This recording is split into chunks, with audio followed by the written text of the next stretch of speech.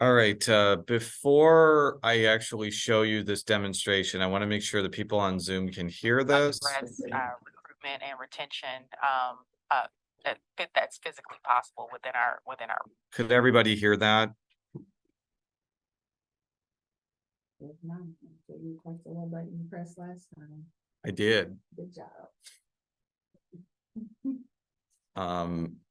So this is recording. So for whatever reason, this is not going on the projector. So I will, and it's a very weird system. address recruitment and I know it's kind of hard to hear, but that's okay. So what I have here is a part of the raw interview that I did with Tashara Jones a couple weeks ago. Actually, it was last week. What is time? And there was a point in the interview where my producer was trying to get me to ask a question that I felt like the mayor had already answered. And so I was very confused when I read it. And so you hear her answer. Within our reach. What? Hang on one second. Yeah, we already asked that question. Okay, sorry. I got something on my screen. We'll cut that out of post-production.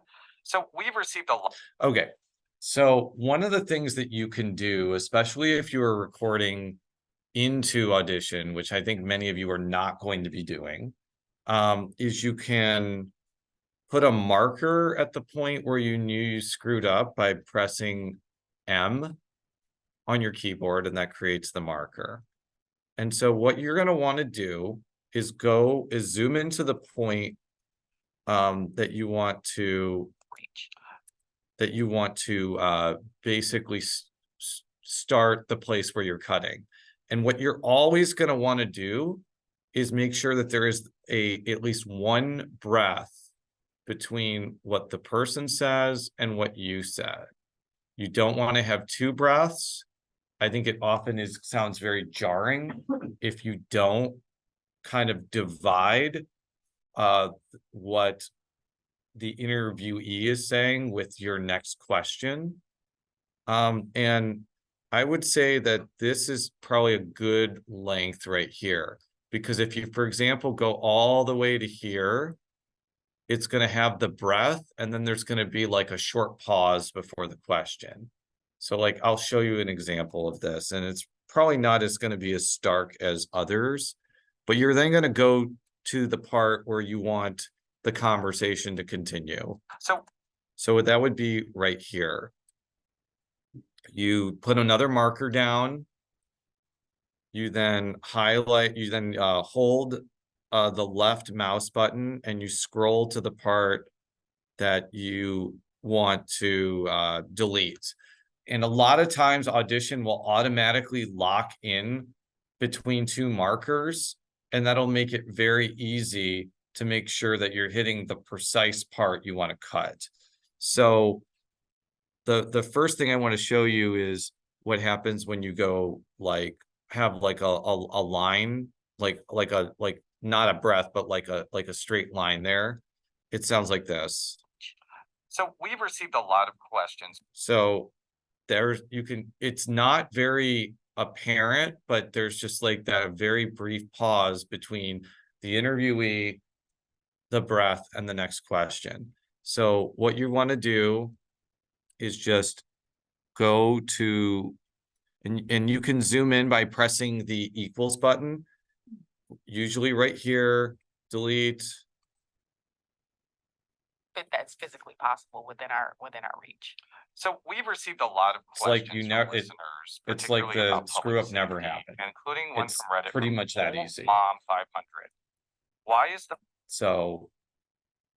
Yeah, I wanted to say I wish it was more complicated than that, so it could be like a more intricate lesson. But basically, it's putting the marker where you want to start the cut, putting the marker where you want to end the cut, highlighting it using your mouse button, and then pressing delete. Sometimes you have to do like a little trial and error, and if it doesn't sound correct, like what I just showed you was a very subtle example of a pause, but now I'm gonna give you like a kind of a starker example of that. Is like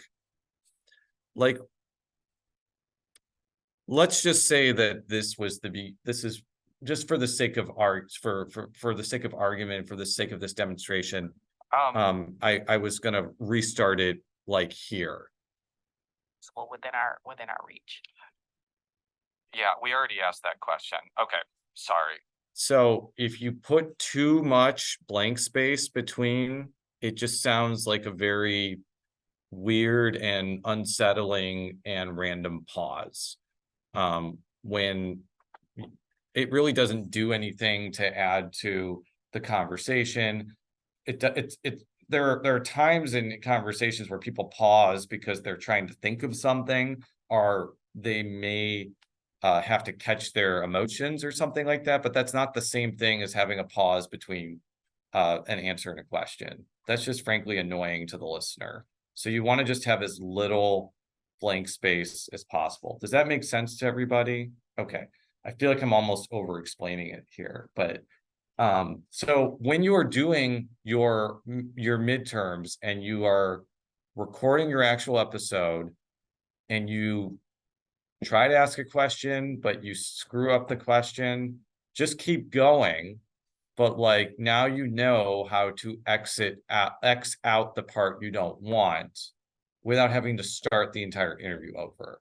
So that is going to be one thing that I'm going to be looking for, is if there are situations where you have to repeat something because you misspoke for whatever reason, and you don't cut it out of the final like midterm you turn in, that is something that I'm going to look for, and you could lose points for it. So I'm not only mentioning this because I think it's a useful skill to have in terms of audio editing, but like if you have a lot of these in the midterm that you turn in, you're not going to get 100 out of 100. So as much as I want to give you all hundreds, but I got to set some boundaries here.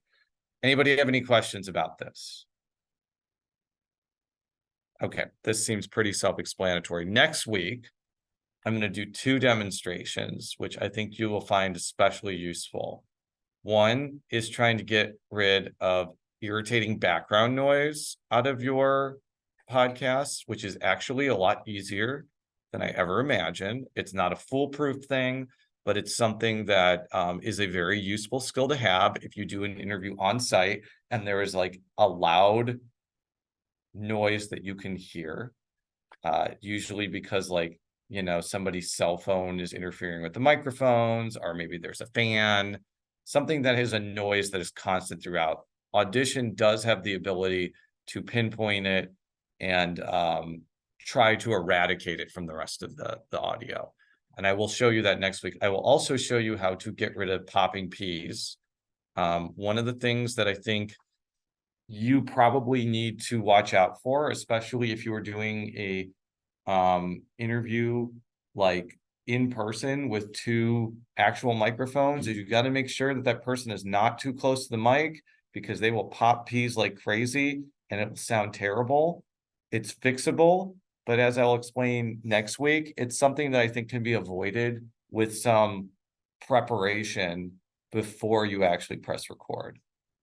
So yep, that's my audition lesson for the week, and we're just going to keep these going because I feel like these will be useful for you for the rest of your lives. So